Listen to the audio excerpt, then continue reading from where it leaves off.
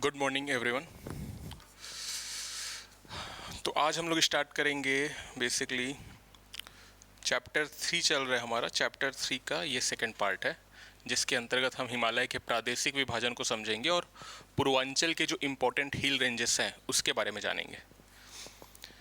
तो भारत के भौतिक प्रदेश हम कवर कर रहे हैं और भौतिक प्रदेश के अंतर्गत हमने देखा है कि 4 भौतिक प्रदेशों में विभाजित किया गया है। उत्तर का पर्वतीय क्षेत्र, उत्तर का विशाल मैदान, दक्षिण का प्रायद्वीपीय पठार और तटवर्ती मैदान एवं द्वीप समूह। ठीक, तो कल की क्लास में हमने देखा था उत्तर के पर्वतीय क्षेत्र के बारे में। इसकी कुछ चीज़ें बाकी है जिसे आज की क्लास में कवर करेंगे और इसके बाद आगे की कुछ चीज़ों को देखेंगे, जैसे कि प्रमुख हिमनद यानी कि जो ग्लेशियर्स है उसको कवर करेंगे और साथ में ही अगर टाइम रहेगा तो जो इम्पोर्टेंट माउंटेन पासेस हैं, पर्वतीय दर्रे हिमालय में, उसको कवर करेंगे। तो उत्तर के पर्वतीय क्षेत्र के अंतर्गत कल की क्लास में हमने देख लिया था। ये सब में कोई डाउट तो नहीं है? कल जितना पढ़े थे, पर्वत पठार, पहाड़, मैदान, ठीक है, सब क्लियर है। यहाँ पे आपको सिर्फ ये परसेंटेज याद रखना है, ठीक है। बाकी जो ग्राफिक्स वगैरह है, ये जो चीज़ें हैं, ये पूछा नहीं जाएगा एग्जाम में, बस अंडरस्टैंडिंग के लिए है कि होता है कि आप डिफ्रेंशिएट कर सको। चारों में पूछा जा सकता है तो ये परसेंटेज है बस। हाँ, चट्टान अलग है। चट्टान जो पिछली क्लास में देखे थे ना, भूगर्भिक वाला, उन्हीं चट्टानों के आधार पे सब आकृति बनी है ना। अब जैसे कि पठार है, पहाड़ है, सभी चट्टान से है ना, लेकिन अलग अलग कंपोजिशन में होता है ना। कोई पर्वत धारवाड़ क्रम की चट्टानों से ही बन सकता है, कडप्पा चट्टानों से ही बन सकता है। जैसे कि हम लोगों ने पिछली जो क्लास थी उसमें मैंने बताया था कि पूर्वी घाट जो है ना। इंडिया का मैप किधर है? जैसे ये इंडिया का मैप है ना, तो यहाँ पे आपको जो पर्वत देखने को मिलेंगे, ये कंटिन्यू तो बना दिया लेकिन डिसकंटिन्यूड फॉर्म में है। ये पूर्वी घाट है, ये कडप्पा क्रम की चट्टानों से बना है ना। ये पर्वत है, ये भी। यहाँ पे अरावली है, बट ये धारवाड़ क्रम की चट्टानों से बना है। ये हिमालय, ये टर्शियरी क्रम की चट्टानों से बना है ना। तो बनेंगे तो सब चट्टान से ही, लेकिन अलग अलग चट्टान से बने हो सकते हैं, ठीक है।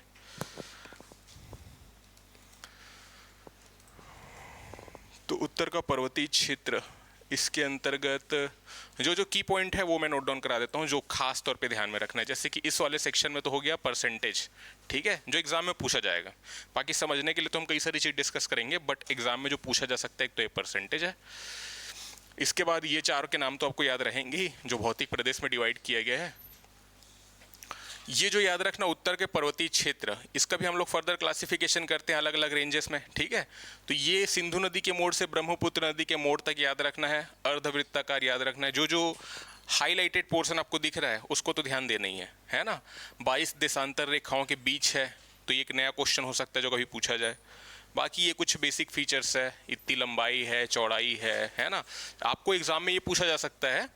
ये 400 और 150 किलोमीटर तो शायद ना पूछा जाए, लेकिन ये पूछा जा सकता है एक स्टेटमेंट बना के कि अगर पश्चिम से पूर्व की ओर जाएंगे तो हिमालय की चौड़ाई में वृद्धि होगी या कमी होगी, है ना।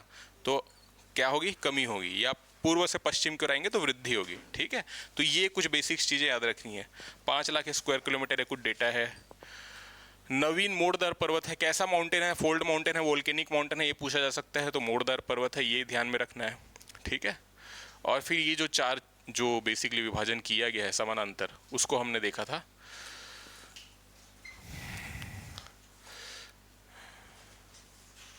ऑनलाइन में कोई डाउट तो नहीं है ना किसी को? कोई डाउट अगर होगा तो फिर पूछना, ठीक है, क्लास के टाइम में ही। नहीं तो फिर बाद में डाउट रखने से मतलब नहीं है ना, फिर डिले होगा। तो सबसे पहले हमने देखा था बेसिकली काराकोरम हिमालय के बारे में, ठीक है, मतलब ट्रांस हिमालय के बारे में, जो 4 रेंजेस देखे थे। तो ये चारों के नाम याद रखने हैं आपको। कौन से हिमालय का पार्ट है ऐसा पूछा जा सकता है, ठीक है। तो ये ट्रांस हिमालय का पार्ट है। ये जो जास्कर है इसी को टेथिस हिमालय भी कहा जाता है, क्योंकि जो टेथिस सी है उसके अवसादों से निर्माण हुआ है। बाकी काराकोरम लद्दाख का निर्माण वोल्केनिक एक्टिविटी के चलते हुआ है, ठीक। तो ये कुछ चीज़ें ध्यान में रखनी है। इसके बाद ये जो नाम है आपको जो दिख रहे हैं, महान हिमालय की जब बात करते हैं तो यहाँ पे पर्वत चोटियाँ आती है, ठीक है।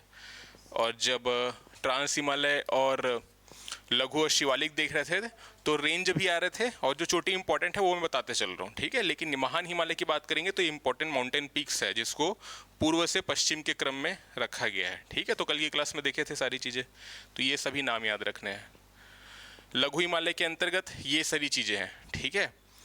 जब आगे और आएंगे तो फिर डिस्कस करेंगे कुछ कुछ इनके अंतर्गत, जैसे धौलाधर जो रेंज है इसी पे ही शिमला शहर स्थित है, ठीक है। तो कई बार ऐसे प्रश्न भी आते हैं, शिमला कौन से रेंज में स्थित है।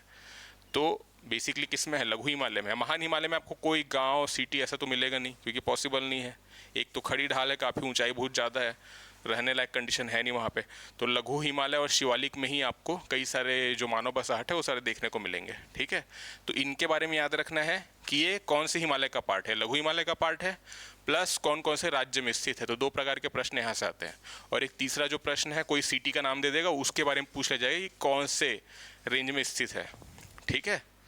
तो ये ध्यान देना है। और फिर हम लोग देखा शिवालिक के बारे में। तो शिवालिक के बारे में जम्मू से लेकर के चूरिया घाट तक तो हम देख रहे थे कि ये तो नेपाल तक हो गया। डाफला, मिरी, अबोर, मिश्मी ये आ जाता है अरुणाचल प्रदेश में, है ना। अरुणाचल, अब इसको फिर से कवर करेंगे नॉर्थ ईस्ट पूर्वांचल हिमालय वाले पार्ट में, क्योंकि पूर्वांचल हिमालय का भी हिस्सा है, ठीक है। तो शिवालिक के अंदर यहाँ तक देख लेते ना कल की क्लास में, आज देखेंगे पूर्वांचल हिमालय के बारे में। ये सारे जो रेंजेस हैं इनके नाम याद रखने। तो यहाँ पे हो सकता है आपको कन्फ्यूज़न, काफ़ी सारे हैं और यहाँ से क्वेश्चन भी आते हैं, ठीक। तो पूर्वांचल हिमालय के बारे में डिस्कस करेंगे। ये वाला मैप क्लियर है कि और बनाने की आवश्यकता है हिमालय को, चलेगा, ठीक है। तो पूर्वांचल देखते हैं फिर डायरेक्ट, ठीक है। तो पूर्वांचल हिमालय के अंतर्गत ये जो बेसिकली देखो, ये तो 7 सिस्टर्स हो गए, है ना। मुख्य तौर पे यही हम देखने वाले हैं कौन कौन से रेंजेस हैं, ठीक। और इससे पहले मैं आपको ये बता देता हूँ कि हिमालय का जो विस्तार है वो कितने राज्यों में है। कभी ऐसे प्रकार के भी क्वेश्चन आ सकते हैं कि मैंने यूपीएससी में क्वेश्चन आया था कि पश्चिमी घाट कितने राज्यों में फैला है, पहले के स्टूडेंट लोग को मैं बताया भी था, है ना, स्टार्टिंग में। तो इसी प्रकार से हिमालय के बारे में भी प्रश्न आ जाता है। अभी पश्चिमी घाट तो आगे डिस्कस करेंगे 2-3 दिन बाद, ठीक है। हिमालय के बारे में बताओ, इस मैप को देख के बताओ। ये पहले तो ये हम लद्दाख और जम्मू कश्मीर को अलग अलग कर देते हैं, उसके बाद बताओ, अब बताओ। हाँ हाँ, सबको, राज्य केंद्र शासित प्रदेश टोटल कितने में है बताओ। ऑनलाइन में ऋतु साहू, कितने राज्यों में फैला है हिमालय, नाम बताते चलो। 10-11 बोल रहे हो तो ठीक, हाँ। उत्तराखंड कौन सा है, ये वाला है कि ये वाला है? हाँ तो हिमाचल, ऊपर से बोलो, ऊपर से, ठीक है ठीक है, हाँ। यूपी में नहीं है, यूपी में नहीं है, मैं बताया ना, गोरखपुर के ऊपर। अगर इन केस नहीं दिया नेपाल ऑप्शन में, तब कुछ ना कुछ तो लेंगे, क्योंकि आयोग का जानते हो आप, तब लेंगे, है ना, अदरवाइज नहीं। क्या है ना, वो बाउंड्री बनाता है, जो शिवालिक है ना, वो यूपी और बिहार इसका और इसका नेपाल का बाउंड्री बना रहा है, वो उधर आता है वो नेपाल में, ठीक है, ठीक है। वो आप बताओगे ना, ठीक। उसके बाद ये सातों आएंगे, ठीक है, ये सातों ही आएंगे। तो कितने हो गए टोटल? 13 हो गए। 7 हो गया, 8, 9, 10, 11, 12, 13। तो 13 में कितना हुआ? 11 राज्य और 2 केंद्र शासित प्रदेश। कुछ दिन बाद हो जाएगा 12 राज्य, 1 केंद्र शासित प्रदेश, ठीक है, जब जम्मू कश्मीर राज्य बन जाएगा तो, ठीक। तो ये भी याद रखना है। तो अब इधर मैपिंग करते हैं जो आपको याद रखना है। देखो, सबसे पहले आएंगे अरुणाचल प्रदेश से करते हैं, फिर इधर से एक बार एंटी क्लॉकवाइज डायरेक्शन, नहीं क्लॉकवाइज डायरेक्शन में घूम के आएंगे, ठीक है। सबसे पहले आपको मिलेगा एक रेंज यहाँ पे, कौन सा है? डाफला मिलेगा, ठीक है। फिर मिलेगा डाफला, मिरी, फिर है अबोर, ठीक है। और मिसमी कुछ इस प्रकार से मिलेगा इधर, क्योंकि बीच से हम देखेंगे नदी आएगी ब्रह्मपुत्र, है ना। और ये जो पहाड़ियों के नाम है ना, ये यहाँ पे निवास करने वाली जनजाति के नाम पर है, ठीक है। डाफला, मिरी, अबोर, मिसमी, हाँ इसी में आएगा, अभी बताऊंगा। हाँ हाँ हाँ हाँ, डाफला, मिरी, अबोर और मिश्मी, इसीलिए थोड़ा मिश्मी को दूर बनाएंगे यहाँ से, क्योंकि इंटर करेगी ब्रह्मपुत्र, ठीक है। और इसके बाद ये वाला जो सेक्शन है, अब उत्तर से दक्षिण की ओर जब आएंगे तो यहाँ पे एक रेंज मिलेगा, कौन सा है, पटकाई बूम। ठीक है, तो ये तो हो गया अरुणाचल में। अभी नाम लिखते जाऊंगा, पहले मैपिंग कर लेते हैं। ठीक है, इसके बाद ये है नागालैंड, तो नागालैंड में नागा हिल्स मिलेगा। ठीक, उसके बाद है मणिपुर, तो मणिपुर में कौन सा, नाम में ही है नागा मणि, बट जो अलग चीज़ है उसको देखते जाएंगे। नागा हिल्स हो गया, मणिपुर हिल्स या मणि हिल्स हो गया, यहाँ पे मिजो हिल्स हो गया। ठीक है, तो मिजो हिल्स को और क्या नाम से जानते हैं हम लोग, याद करो, बताओ बताओ। हाँ, लुसाई। वो आपके फेस एक्सप्रेशन से समझ आ गया था राइट आंसर आ रहा है करके, इसलिए पूछा। लुसाई हिल्स। ठीक है, और यहाँ पे ये कौन सा है, ये तो त्रिपुरा हो गया, तो त्रिपुरा हिल्स बोलेंगे। तो इनके बारे में मैंने बताया था ना कि नाम से पूछे तो संभावना कम है, क्योंकि वैसे ही पता चल जाएगा कहाँ पे है। तो देखो ये तो हो गया लुसाई हिल्स, है ना, और ये वाला त्रिपुरा में है, इसको कहते हैं कौन सा, आप बोलो, जाम्पुई हिल्स। ठीक है, तो ये याद रखना है। ठीक है, अभी नोट नाम लिखते चलेंगे। इसके बाद पहले नाम ही लिख लेते हैं। हाँ, किन लोग का, इधर का, हाँ ठीक है। तो देखो सबसे पहले हो गया, ये हो गया डाफला,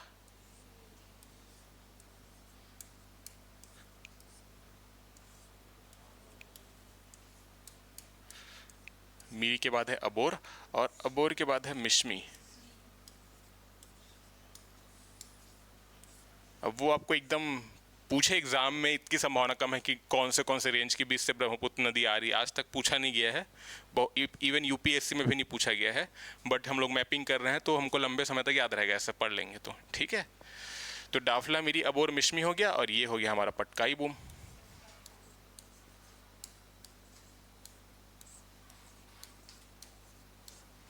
इसके बाद है नागा हिल्स, नागालैंड में। ये हो गया मणिपुर हिल्स, तो मणि हिल्स हो गया। ये हो गया हमारा मिजोरम, तो मिजो हिल्स, इसी को हम लोग कहते हैं लुसाई। ठीक है, ये हो गया हमारा त्रिपुरा हिल्स।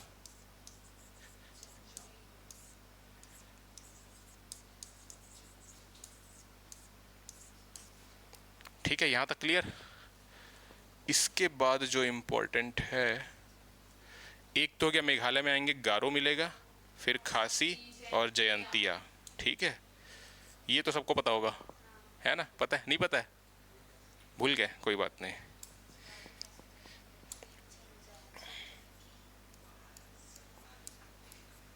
क्या हो गया,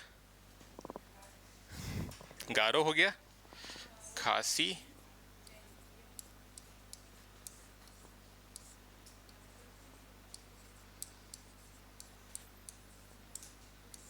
जयंतिया। ठीक है, तो ये तीन हो गए मेघालय में, है ना।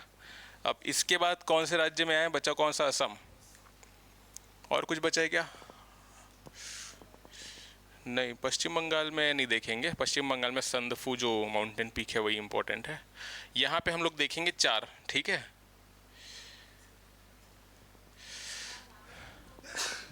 वो तो माउंटेन पीक सभी आऊँगा ना वहाँ पे।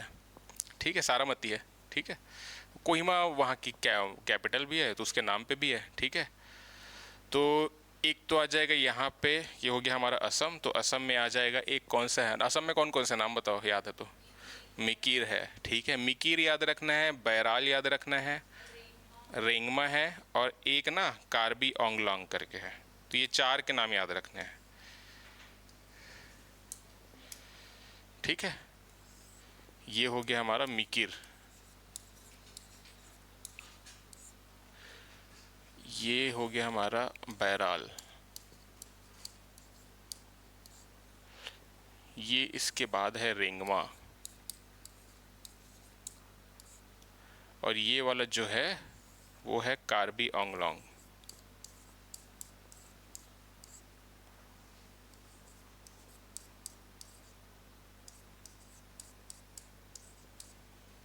ठीक, तो ये 4 के नाम याद रखने हैं। ठीक है, मिकिर हो गया, बैराल हो गया, रेंगमा और कार्बी आंगलोंग। इनके बारे में प्रश्न पूछे जा चुके हैं। ठीक है, ये कार्बी आंगलोंग के बारे में एसएससी में पूछा गया था एक क्वेश्चन। मिकिर के बारे में तो कई बार पूछा जा चुका है। रेंगमा के बारे में याद रखना है, नया थोड़ा नाम है। केबीसी में क्वेश्चन आया था गारो जिला कौन से स्टेट में है करके। गारो जिला तो गारो खासी जयंतिया। ये जनजाति भी आपको मिलेगी, यहाँ पे हिल्स भी है और इसी के नाम पे आपको जिले भी मिलेंगे। कहाँ? मेघालय में। ठीक है। डाफला मिरी अबोर में से पटकाई बूम, नागा हिल्स मणि। ठीक है। तो ये हिल रेंजेस है इतने इंपॉर्टेंट। तो हमने देखे थे यहाँ पे कितना था, 16 था। 16 हो गया। 1 2 3 4 5 6 7 8 9 10 11 12 13 14 15 16। ठीक है, ये 16 के नाम याद रखने हैं। ठीक है। तो अब इसके अंतर्गत जो जो माउंटेन पीक्स है प्रमुख, उसको देख लेते हैं। ये हो गए हमारे टोटल। ये सभी के सभी ना हिमालय के पार्ट है। अगर कौन से हिमालय का पार्ट है अगर एग्जाम में आ जाए तो शिवालिक हिमालय।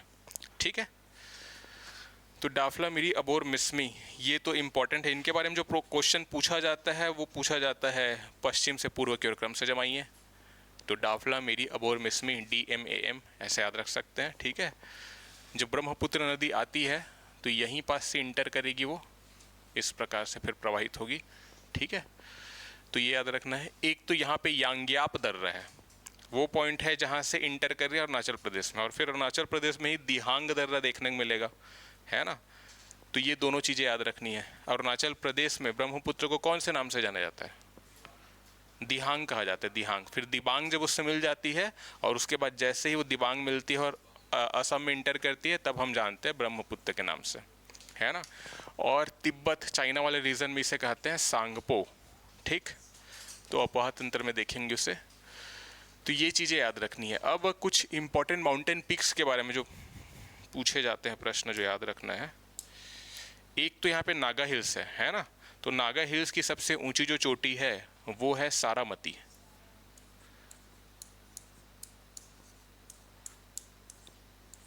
आपको ये पूछा जा सकता है सारामती कौन से राज्य में स्थित है।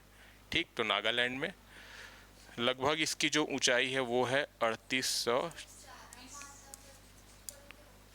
सागर माथा माउंट एवरेस्ट को बोलते हैं नेपाल में। कल नहीं बताया था ना। माउंट एवरेस्ट की जो ऊंचाई है 8848 या 8850, इसे कहा जाता है सागर माथा नेपाल में। ठीक है। और तिब्बत चाइना वाले लोग क्या कहते हैं? चोमोलुंगमा। ठीक है, चोमोलुंगमा। और एक हम लोग पढ़ेंगे चोगोलुंगमा, वो इंडिया में है, वो पर्वतीय दर्रा है। ठीक है, पर्वतीय दर्रा नहीं, हिमनद देखेंगे। ठीक है। तो एक ग्लेशियर अभी पढ़ाऊंगा, उसमें भी आएगा। चोगोलुंगमा है वो, लेकिन हिमालय के जो बेसिकली माउंट एवरेस्ट है उसको चोमोलुंगमा कहा जाता है। जा रही हूँ, बाद में देखूंगी स्पीड बढ़ा के, क्योंकि ये पढ़ा ली हो आप। ठीक है। तो यहाँ तक क्लियर है। Mount Saramati 3826 metre. मणिपुर में जब आएंगे तो मिलेगा हमें माउंट तेम्पू।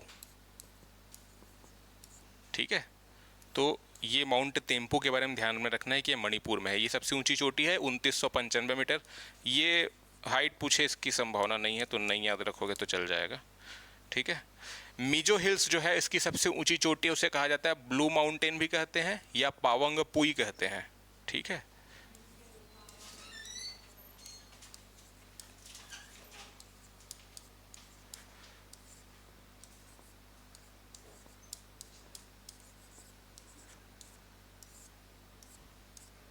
ब्लू माउंटेन भी कहते हैं या पावंग पुई भी कहते हैं। ठीक है।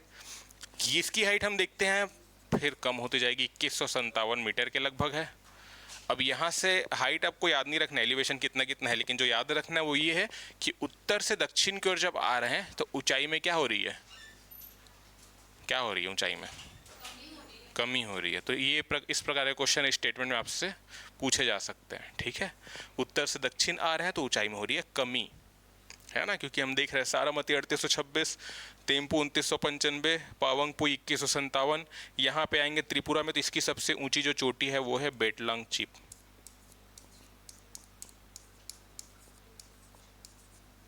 अब अब एग्ज़ाम में हो सकता है प्रोनाउंसिएशन थोड़ा अलग अलग मिल जाए, तो इससे रिलेटेड कुछ भी नाम मिलेगा तो उससे लगा लेना अगर पूछा जाएगा तो, ठीक है। 930 मीटर के लगभग इसकी ऊंचाई है इस माउंटेन पीक की। गारो खासी जयंतिया की बात करें तो यहाँ एक माउंटेन पीक है इंपॉर्टेंट, उसका नाम है नॉकरेक,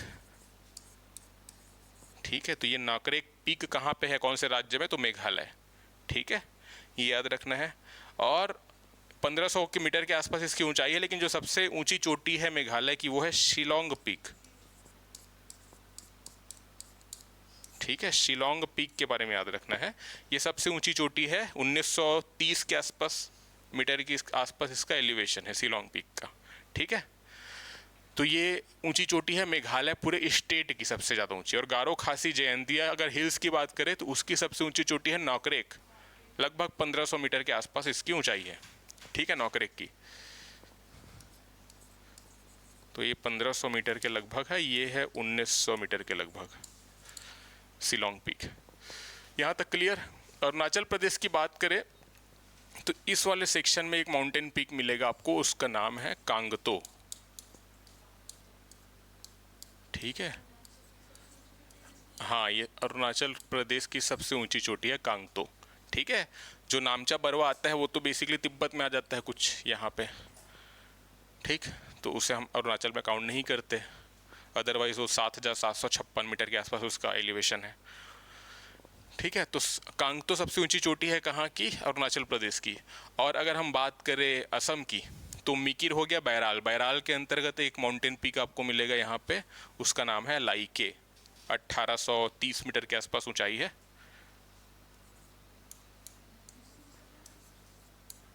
हो सकता है, वो अलग अलग बुक्स में ना अलग अलग डेटा मिलते हैं, आप गूगल पे भी सर्च मारोगे तो अलग अलग मिलेगा, कहीं पे जैसे नौकरी का कहीं पे 1430 मिलेगा, कहीं पे 1550 मिलेगा, ठीक है।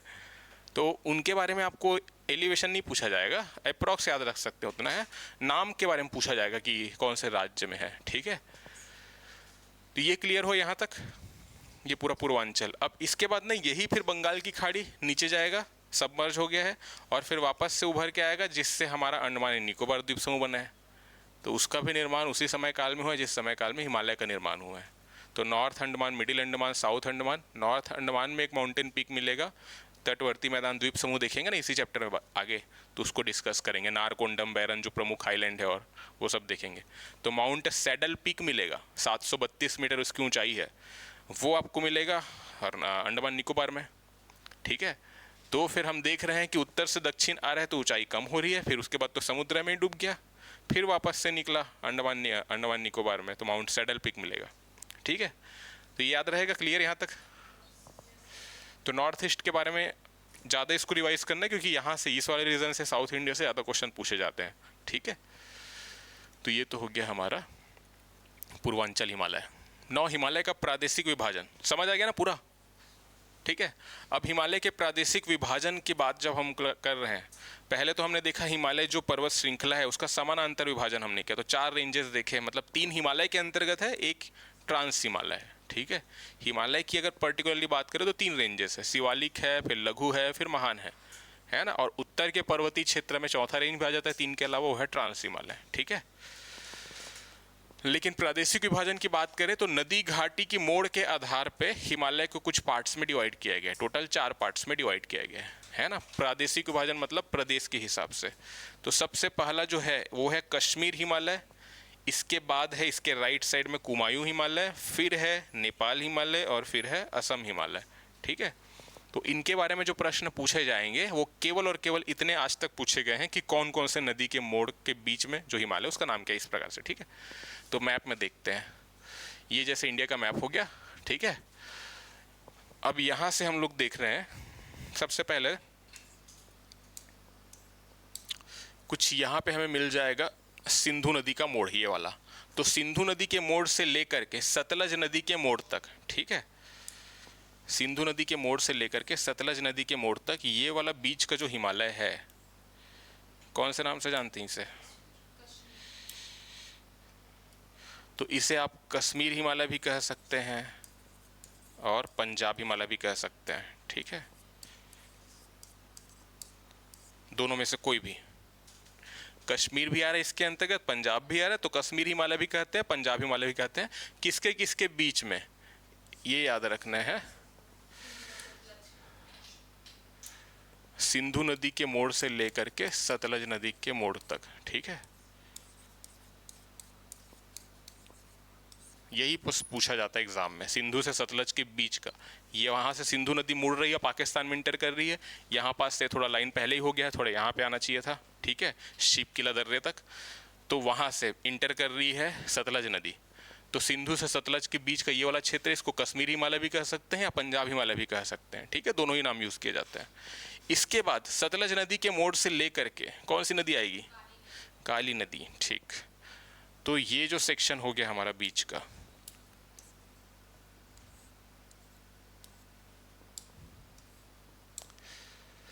यानी कि सतलज नदी के मोड़ से लेकर के काली नदी,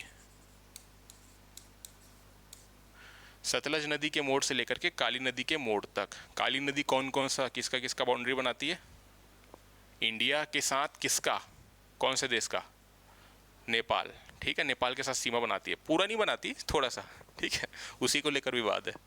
तो सतलज नदी और काली नदी के बीच का ये जो सेक्शन हो गया, इसे हम लोग कहते हैं कुमायूं हिमालय, है ना, कुमायूं हिमालय कहते हैं इसे, ठीक। यहाँ तक अगर कभी एग्जाम में पूछ ले कि हिमाचल हिमालय किसे कहते हैं, तो किसे कहेंगे, नहीं कहेंगे, हाँ, ठीक है। तो हिमाचल हिमालय शब्द का प्रयोग बहुत कम मिलता है, लेकिन कुछ में मिल जाता है, अगर मिल जाएगा एग्जाम में तो इसी को कहेंगे कश्मीर या पंजाब या हिमाचल, ठीक है, क्योंकि वो भी इसके अंतर्गत ही आ रहा है। ये जो लाइन है देखो ना, ये वाला है ना, ये थोड़ा सा मैप में तो मतलब इसमें थोड़ा गलत बना है, थोड़ा और इधर आता है, यहाँ पे आता है लगभग, तो हिमाचल भी उसके अंतर्गत आ गया, ठीक है। तो तीनों नाम याद रखना है अगर कभी एग्जाम में आ जाए तो। ये वाला है कुमायूं हिमालय, ठीक है। अब इसके बाद काली नदी के मोड़ से लेकर के कहाँ तक, ठीक, तो काली नदी के मोड़ से लेकर के तीस्ता नदी के मोड़ तक, यहाँ से जो तीस्ता नदी इंटर कर रही है, ये वाला जो हमारा हिमालय है क्या है, नेपाल हिमालय, या इसे मध्य हिमालय भी कहा जाता है क्योंकि मध्य भाग में है, ठीक है, नेपाल हिमालय या मध्य हिमालय, है ना। इसके बाद तीस्ता नदी के मोड़ से लेकर के ब्रह्मपुत्र,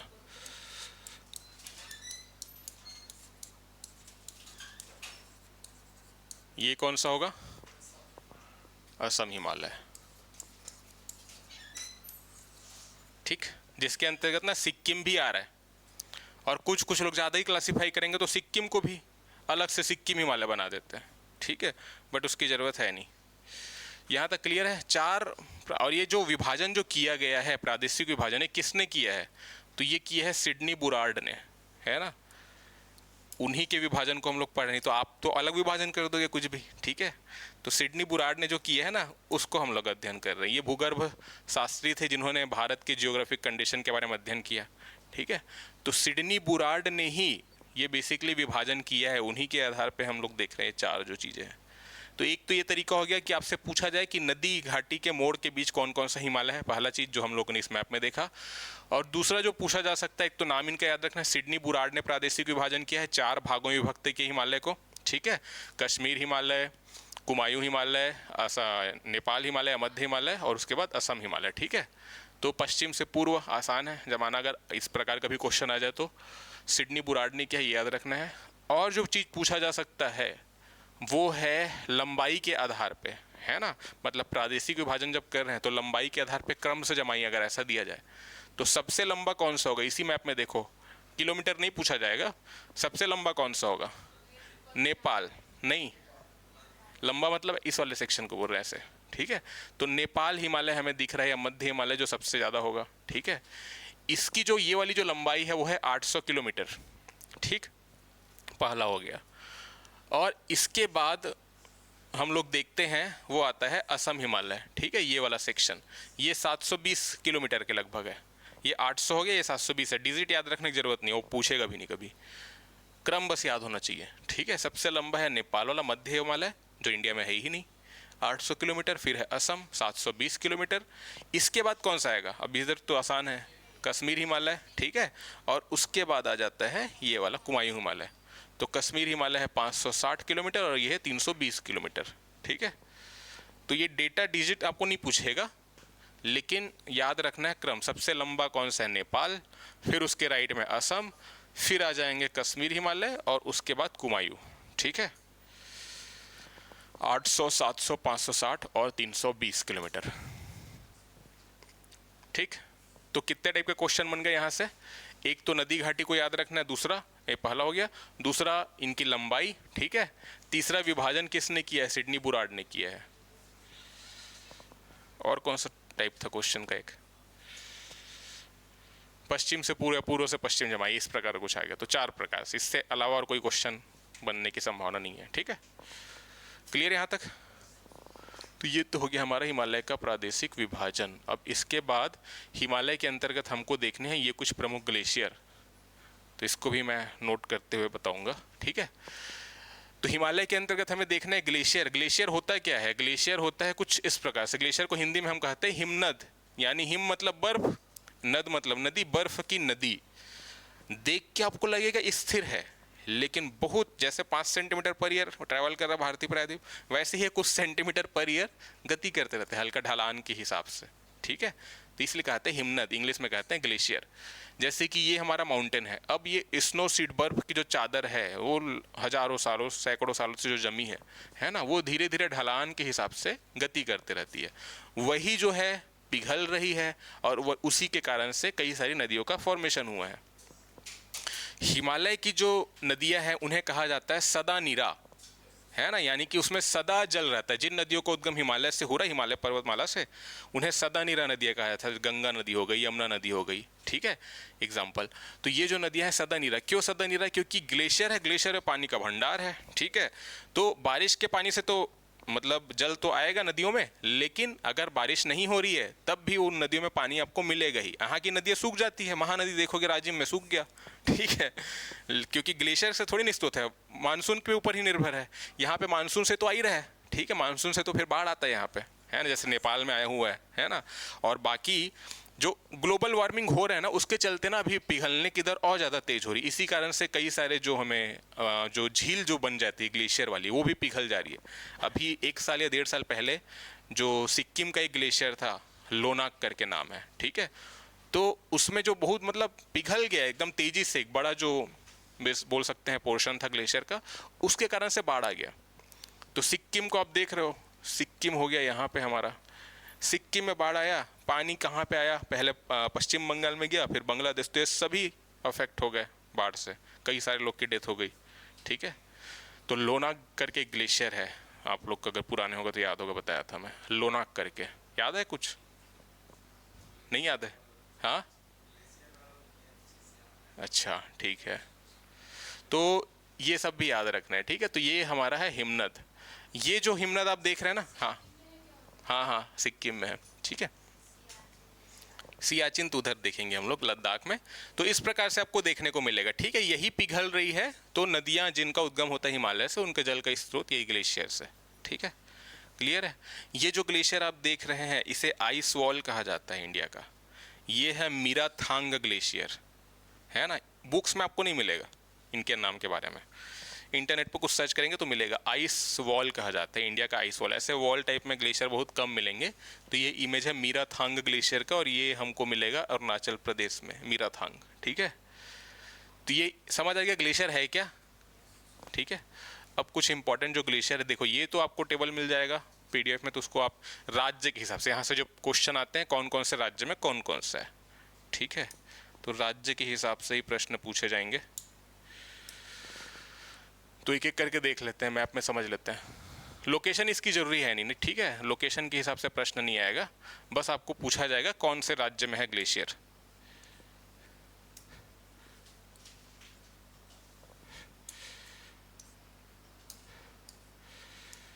अब पहले जम्मू कश्मीर लद्दाख एक हुआ करता था, तो बुक में आपको जो मिलेगा ना ग्लेशियर, जम्मू कश्मीर करके मिलेगा बहुत सारा, ठीक है। तो जम्मू कश्मीर में केवल एक ग्लेशियर इंपॉर्टेंट है जो केवल जम्मू कश्मीर में आ रहा है, वो है कालाहोई।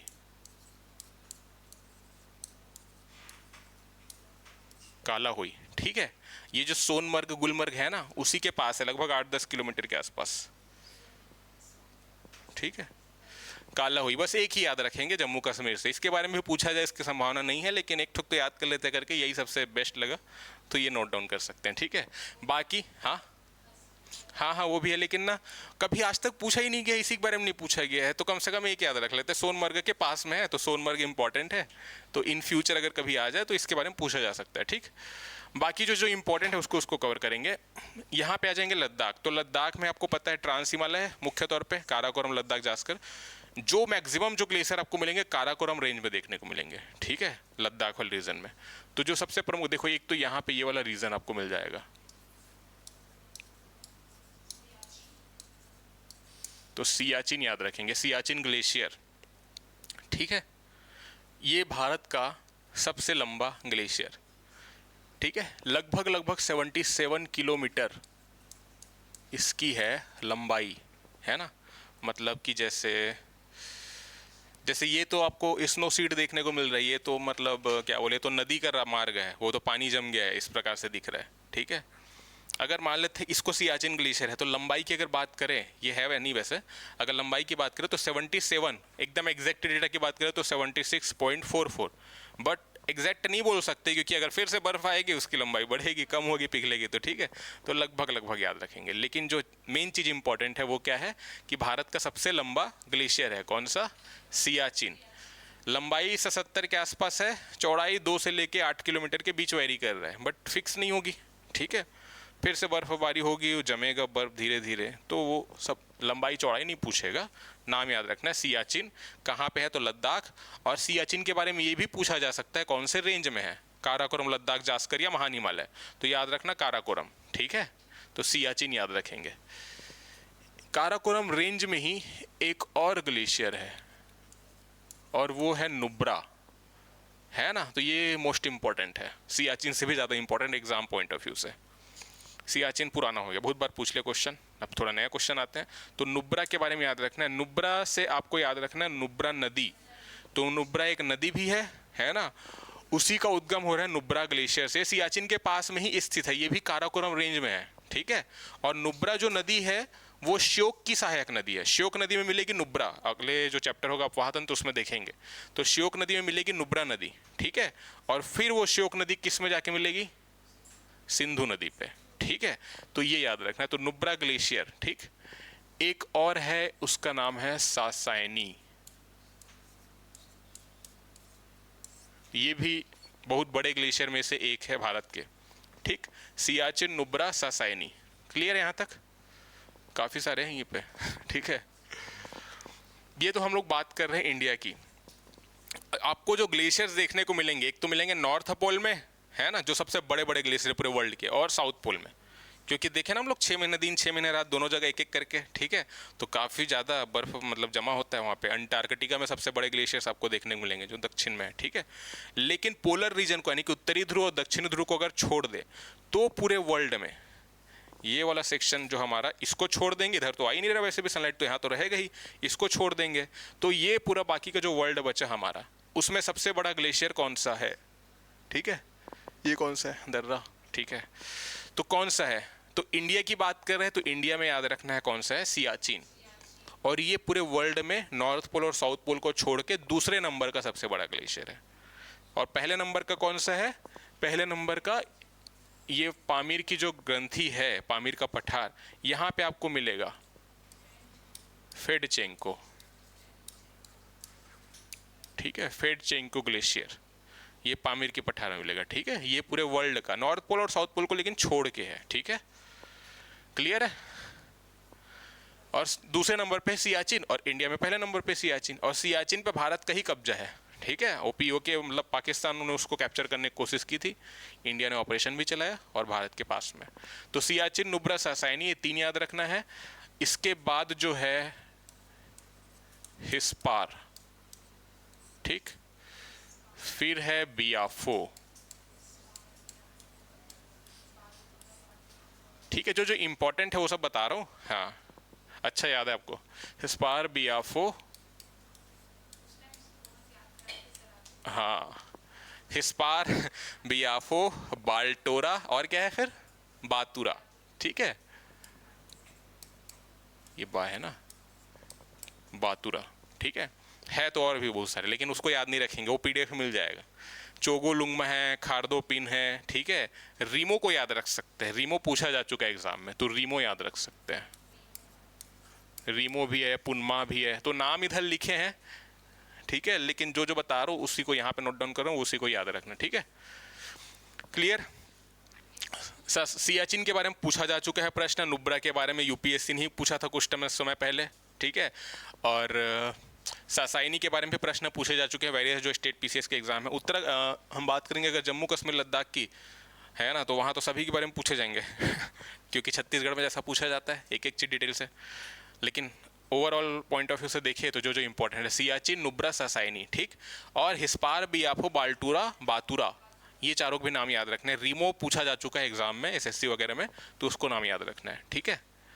बाकी चोगोलुंगमा, खारदो, पिन, पुनमा, वो सब पीडीएफ में मिल जाएगा, याद रखने की आवश्यकता है नहीं है, डिपेंड करेगा वो मतलब ऐसा है कि पढ़ने के लिए कई सारी चीज़ें हैं, सिलेक्शन क्या पढ़ने से होगा, ऐसा होता है तो बहुत लोग का हो जाता है, क्या नहीं पढ़ना है वो ज़रूरी है ना क्योंकि छोड़ना भी ज़रूरी है, अदरवाइज नाम में तो कितने सारे याद करा दूँ फिर, ठीक है। जैसे आपने एक क्वेश्चन भेजा था ना वो सीजीपीएससी में जो पूछा था, तो वैसा एक क्वेश्चन हर बार बीच में देते हैं उटपुटांग टाइप के।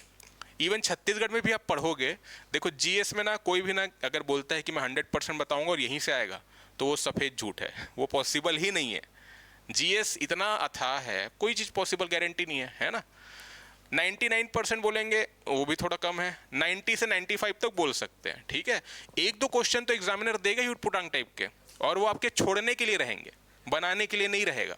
अगर आप उसको बनाने पे जाओगे और फिर आप सोचोगे यार ये कहाँ से आया, अब तो मैं एक साल इसी पढ़ूंगा, ठीक है, कुछ नई समिति मिल गया, तो फिर एक नंबर के लिए आप अपना समय बर्बाद कर रहे हो, तो वो सही नहीं है स्ट्रेटजी, ठीक है। मेंस का जो है ना सिलेबस, मेंस में अगर कोई बोल रहे 100% तो माना भी जा सकता है, लेकिन 99% तक बोल सकते हैं, क्योंकि मेंस में सिलेबस है, उसी के अंतर्गत चीज़ें आनी है, ठीक है। आपको लिखना है ना, तो आप कुछ एक्स्ट्रा वैल्यू ऐड करोगे तो आपका नंबर बढ़ेगा। बाकी वहाँ पे ऐसे क्वेश्चन नहीं मिलेंगे जो आप कभी पढ़े ही ना रहो, लेकिन प्रीलिम्स में आपको तो भाई कुछ भी मिल जाएगा, है ना। बट वो इतने रेशियो में नहीं रहेगा कि आपका सिलेक्शन ही डिक्लाइन कर दे, ठीक है। वो एक दो क्वेश्चन, 3-4 क्वेश्चन मिलेंगे जो आपको भटकाने के लिए रहेंगे, ठीक है, तो उसको छोड़ते हुए आगे बढ़ना है। इसीलिए इसमें याद करेंगे ग्लेशियर याद करें, अभी तो पर्वतीय दर्रे देखना है, तो और कई सारे हैं, ठीक है। तो कई सारा फैक्ट हो जाएगा, तो जो इंपॉर्टेंट है उसको देखेंगे, ठीक।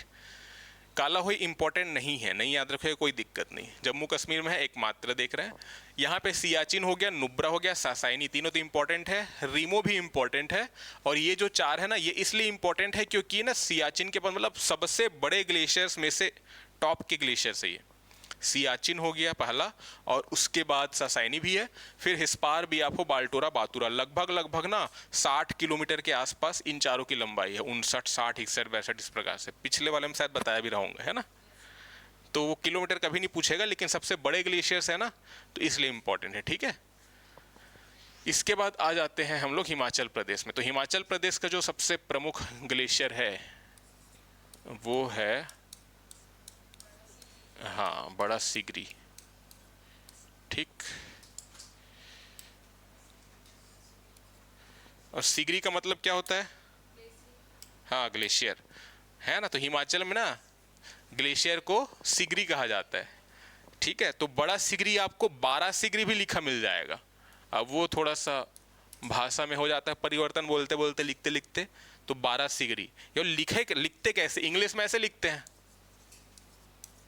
है ना। तो ये हिंदी में तो बड़ा है बेसिकली, बट फिर 12 हो गया तो 12, ठीक है, 12 सिगरी है ना। तो ये याद रखना है, बड़ा सिगरी है, और एक मिलेगा, बड़ा है तो छोटा भी मिलेगा,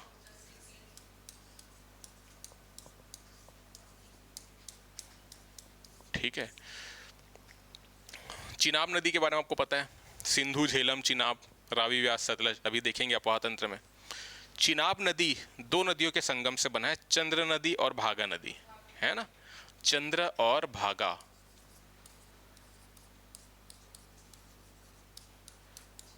तो ये जो चंद्र जो नदी निकलती है वो किससे निकलती है, बड़ा सिगरी ग्लेशियर से ही उसको पानी मिलता है, ठीक है। और ये हिमाचल प्रदेश का सबसे बड़ा ग्लेशियर बड़ा सिगरी, ठीक। इंडिया के बड़े ग्लेशियर में से एक है, हिमाचल प्रदेश का सबसे बड़ा है, ठीक है। क्या हो गया इसीलिए बड़ा नाम है, ठीक है। तो छोटा सिगरी सबसे छोटा होगा। तो बड़ा, बड़ा से छोटा है, आस पास है, ठीक है। तो ये बड़ा है, ये छोटा है ना। तो सिगरी का मतलब होता है ग्लेशियर, बड़ा सिगरी, छोटा सिगरी। बड़ा सिगरी से पानी मिलता है चंद्रा नदी को, ठीक है। इसके बाद कौन सा है, एक तो है मुल्किया ग्लेशियर, है ना। बड़ा सिगरी हो गया, छोटा सिगरी हो गया, मुल्किया ग्लेशियर एक याद रखेंगे।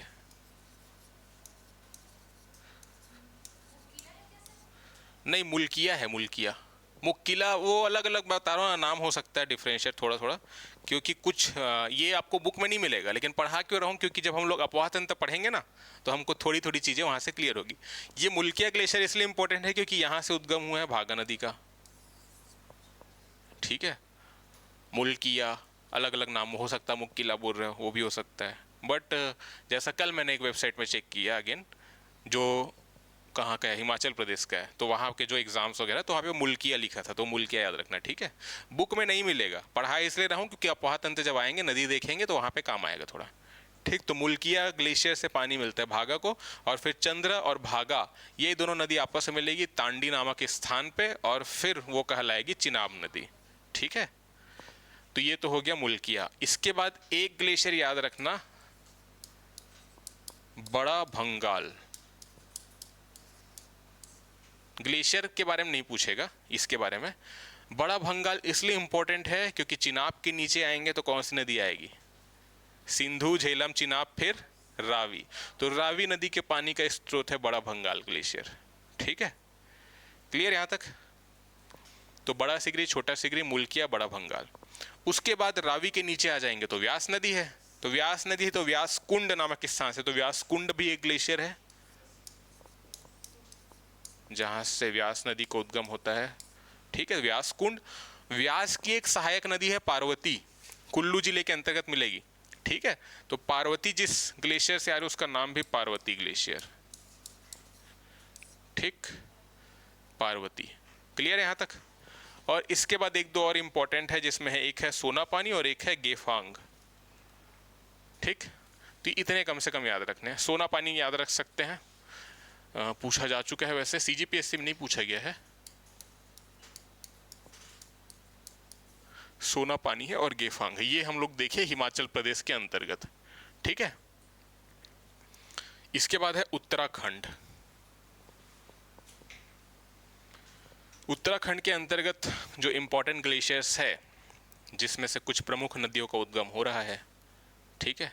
सबसे पहले देखेंगे हम बेसिकली, अगर वेस्ट टू ईस्ट की ओर जाए तो देखेंगे बंदरपुंछ, ठीक है। बंदरपुंछ ग्लेशियर जो यमुनोत्री जो बेसिकली प्लेस है वहां पे आपको मिलेगा, तो यमुना नदी का उद्गम वहां से होता है बंदरपुंछ से, ठीक है। क्लियर है यहां तक। तो यहाँ पे हिमाचल में क्या क्या रखना है, बड़ा सिगरी, छोटा सिगरी, ठीक। बड़ा सिगरी पानी का स्रोत है चंद्रा नदी का, तो फिर भागा नदी का पानी कहाँ से मिलेगा, तो मुल्किया, ठीक है।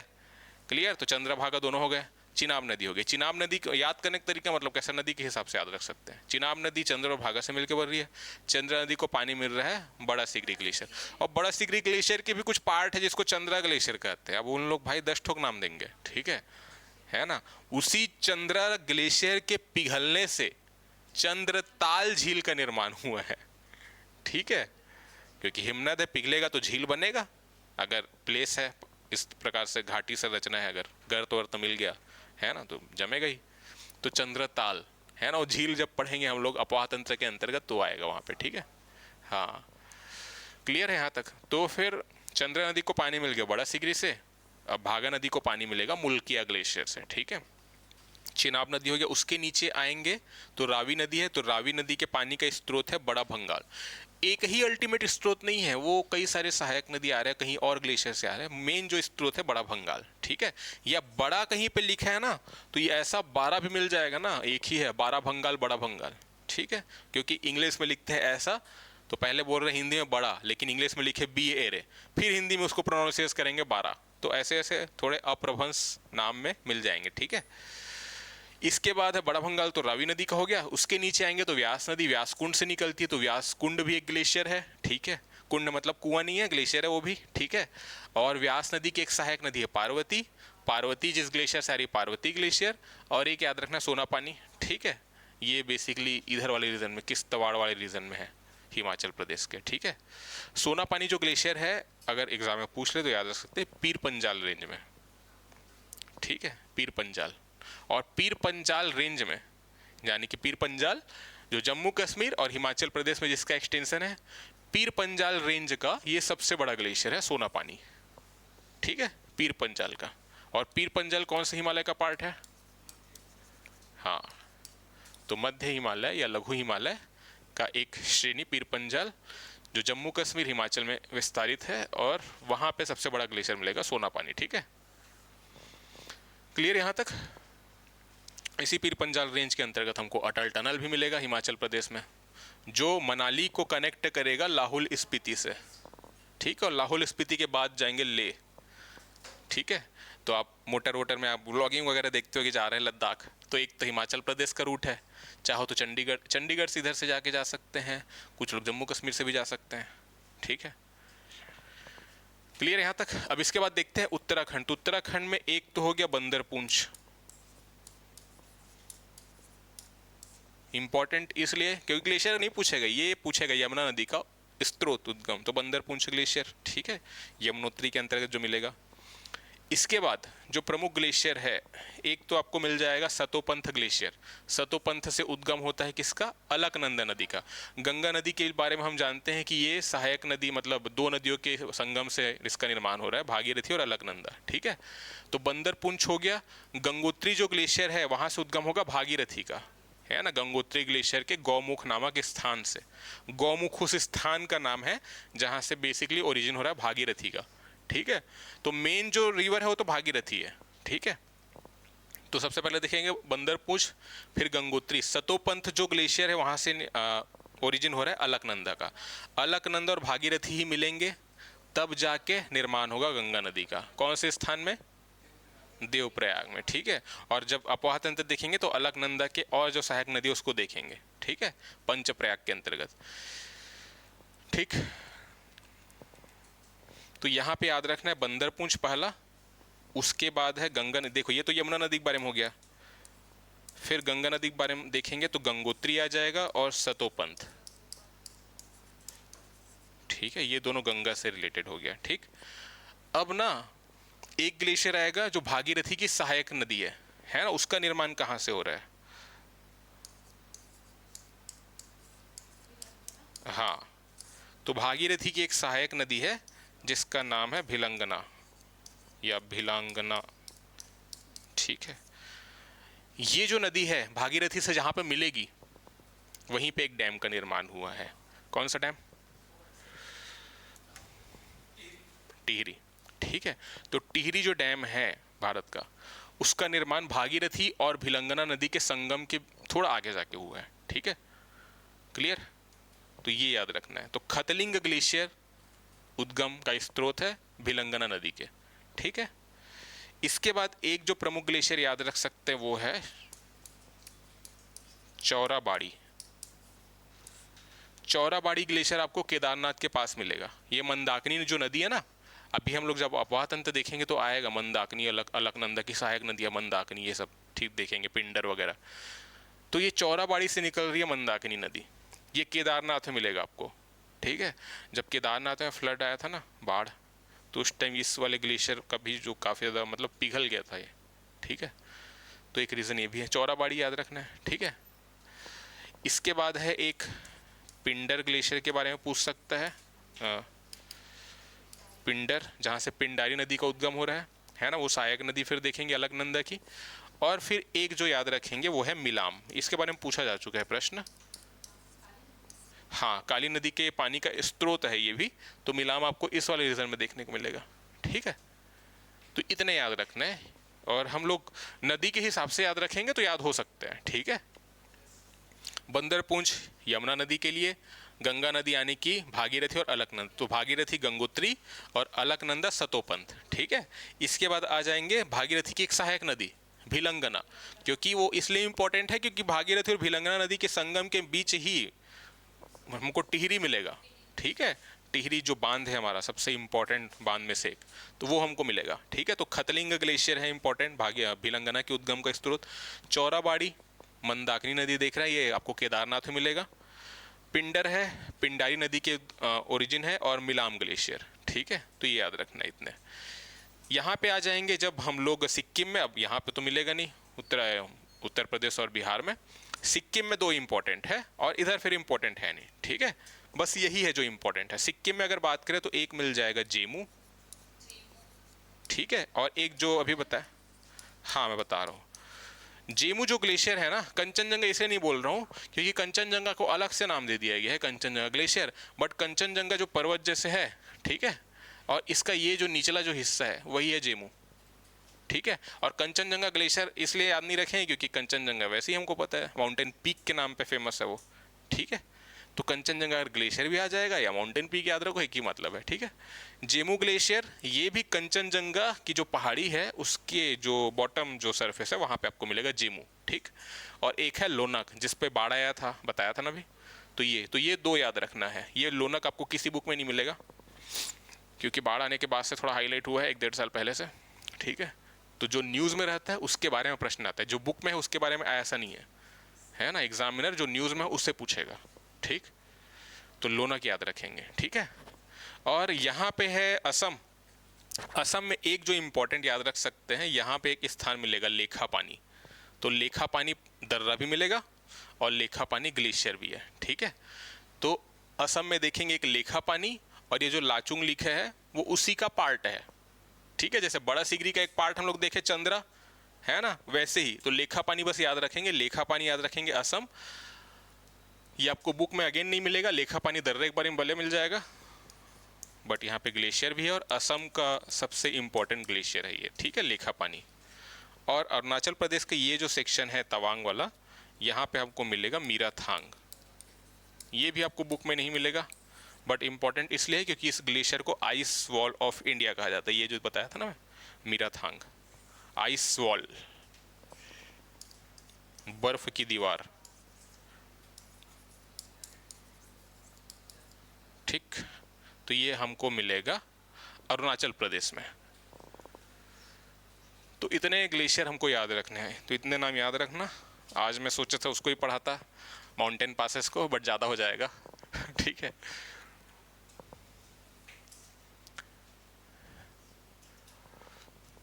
मेन हो गया हमारा लद्दाख। ये जितने भी हम लोगों ने ग्लेशियर देखे लद्दाख में खास तौर पे, ये जितने भी, वो सभी के सभी काराकोरम में मिलेंगे। ठीक है, काराकोरम लद्दाख जाकर तो काराकोरम में मिलेंगे सारे जो इंपॉर्टेंट है। ठीक है, इसके बाद ये सब जो है ना याद रखने का तरीका वही है नदी के हिसाब से। तो सिंधु झेलम को हटा दो, फिर चिनाब आ जाएगा, है ना। चिनाब नदी देखेंगे तो चिनाब चंद्र और भागा से मिलके बन रही है। चिनाब के नीचे जो नदी है वो है रावी, तो रावी के बारे में याद रखेंगे बड़ा भंगाल या बारा भंगाल। फिर इसके नीचे आ जाएंगे व्यास, तो व्यास कुंड, और व्यास की सहायक नदी है पार्वती। ठीक है, तो पार्वती ग्लेशियर। ठीक है, और सोना पानी ये किश्तवाड़ वाले रीजन में है। ठीक है, तो ये एक इम्पॉर्टेंट है बस, है ना। और इसी प्रकार से नदी के हिसाब से ही हम लोग देख सकते हैं उत्तराखंड में, तो बंदरपुंछ यमुना नदी के लिए, गंगा नदी के लिए गंगोत्री और सतोपंथ, है ना, और भिलंगना नदी के लिए खतलिंग ग्लेशियर हो गया। ठीक है, इसके बाद हम लोगों ने देखा चौराबाड़ी मंदाकिनी नदी, पिंडर पिंडारी नदी, और एक मिलेगा मिलाम नदी, काली नदी के पानी का स्रोत है जो। ठीक, तो आज की क्लास यहीं तक करते हैं। Thank you.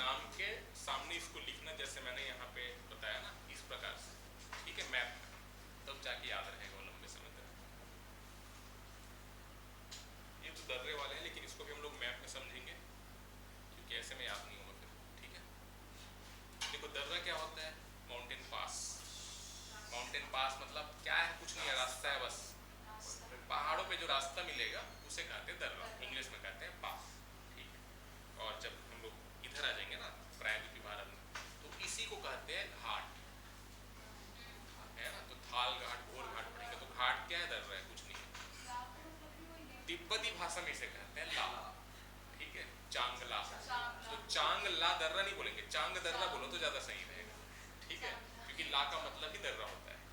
तो ला का मतलब तिब्बती भाषा में दर्रा हुआ, घाट का मतलब प्रायद्वीप तरफ हम लोग यूज करते हैं घाट शब्द का दर्रे के लिए। ये जो रास्ता हमको दिख रहा है पहाड़ों, इसे ही कहते हैं दर्रा, ठीक है। अभी पक्के रास्ते मिलते हैं, पहले कच्चे रास्ते हुआ करते थे, जब मुगल लोग आते थे आक्रमण करने के लिए, तो यही सब दर्रे हैं, है ना। आप लोग हिस्ट्री में बोलन दर्रा के बारे में पढ़े हो, बोलन दर्रा ये सब, खैबर बस पढ़े हो, तो खैबर दर्रा और बोलन दर्रा ये दो इंपॉर्टेंट है। बोलन आपको पाकिस्तान में मिलेगा, खैबर हिंदू कुश वाले में मिलेगा, है ना।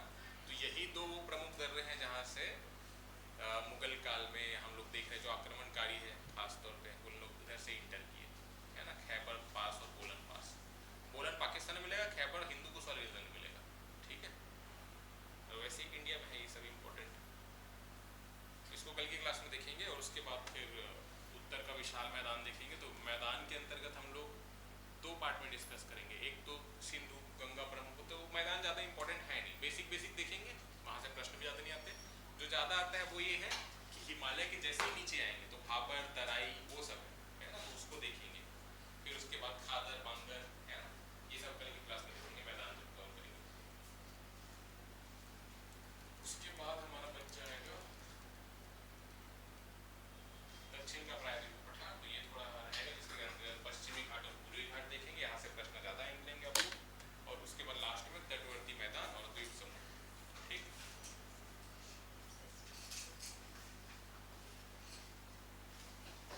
फोटो ले लेना, नहीं तो सर आएंगे तो बोलो जाएगा।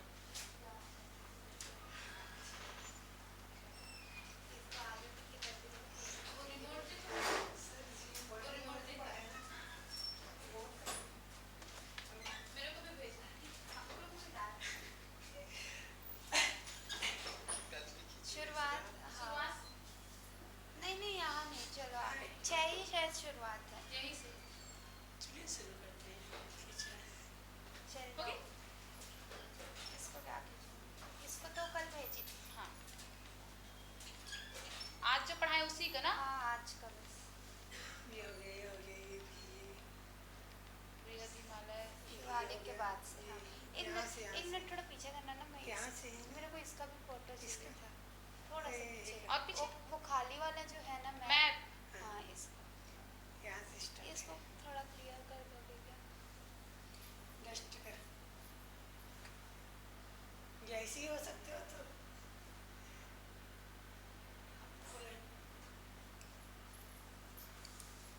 चलो यहीं से तो पढ़ाए ना पूरा अच्छे से, बताते जाना। चलो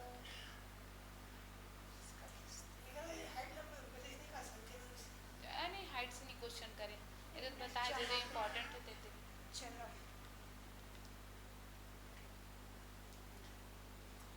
चलो चलो चलो इसको इसको नहीं खींचते, वही मैं पूछ रही थी इसको क्या खींचोगे अब तो कल पढ़ाएंगे। खींचो इसको कल पढ़ेंगे, याद करना वरना। पूरा ब्लर है वैसे ना, खाड़ दूंगा। हाँ ये सब तो हम लोग पढ़े हैं। मिंट का इसको ना सर ना मिंट एमपी का काराकोरम करके याद हाँ, कराए थे हाँ, पिछले टाइम। हाँ हाँ हाँ याद आ गया, एमपी का कार्यक्रम। एमपी का